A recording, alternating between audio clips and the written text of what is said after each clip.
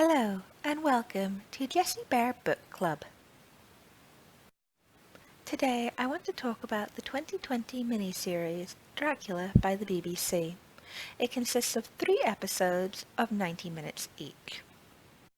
Be warned, spoilers ahead. I am a big fan of old vampire movies, loving the movies from the 20s to the late 1950s. One of my favourite movies as a child was Bram Stoker's Dracula from 1992, even though I really shouldn't have been allowed to watch it because it was an 18, but it gave me a great love of classical vampire movies. I also love Interview with a Vampire and the Anne Rice books, and who doesn't love a little bit of Buffy the Vampire Slayer, but I'm a real vampire snob.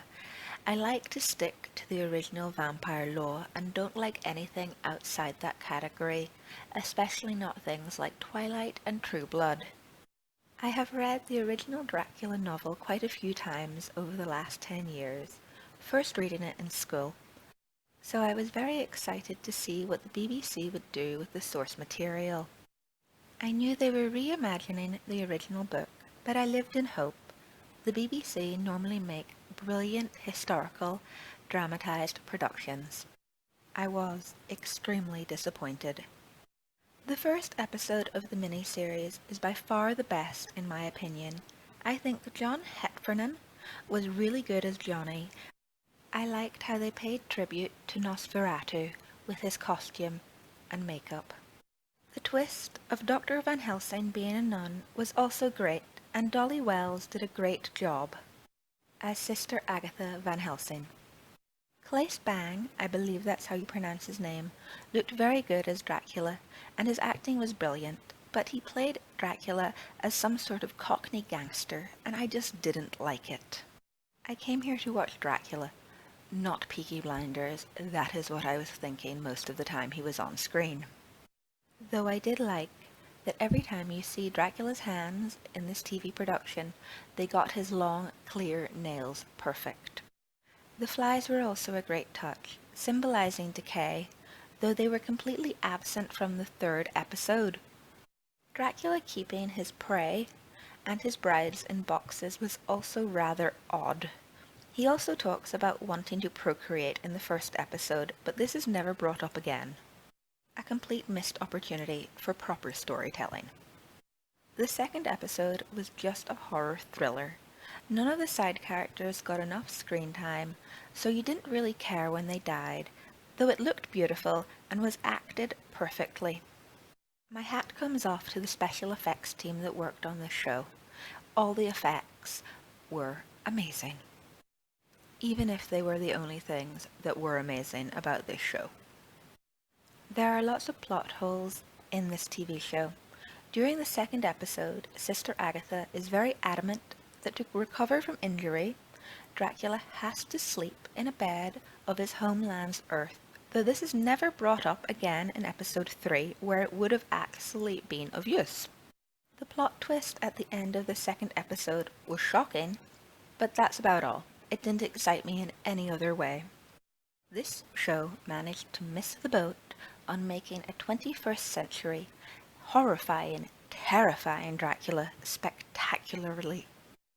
Episode 3 has some good one-liners from Dracula, but that's about it. I did think Lydia West was really good as Lucy. She is beautiful and captured the spirit of her perfectly. Though her plot is secondary to that of Zoe Van Helsing, somehow becoming Sister Agatha Van Helsing through genetic memory, a little bit of Dracula's blood, and TV magic apparently. The revelation at the end of the episode that Dracula is scared of death and falls in love with Agatha and they die together seems plucked from thin air and makes absolutely no sense to the audience. Very Season 8 of Game of Thrones. I feel like the show's creators, Mark Gatiss and Stephen Moffat, I believe that's how their names are pronounced, really missed the boat with the source material and what they actually could have done. The 1st episode was pretty good, it had legs, and it could have gone somewhere. but they didn't follow through with their original story that Dracula really has to focus on who he feeds on, i.e. Dracula is a picky eater, because he absorbs the characteristics of who he feeds on. But this doesn't really work. If he feeds on Sister Agatha, wouldn't he become a religious zealot? And God knows who Dracula found on Tinder in episode 3. Also, mini rant that probably nobody cares about. Nuns don't have hair. They shave their heads. Sister Agatha wouldn't have nice long brown hair. I wouldn't rewatch this television program, and I only give it a 4 out of 10. But what do you think? Did you enjoy the BBC's version of Dracula? Let me know in the comments below, and remember to like this video. Please subscribe if you'd like to see more vampire book reviews. I am planning to review some Anne Rice books in the coming weeks. See you next time on Jessie Bear Book Club. Bye!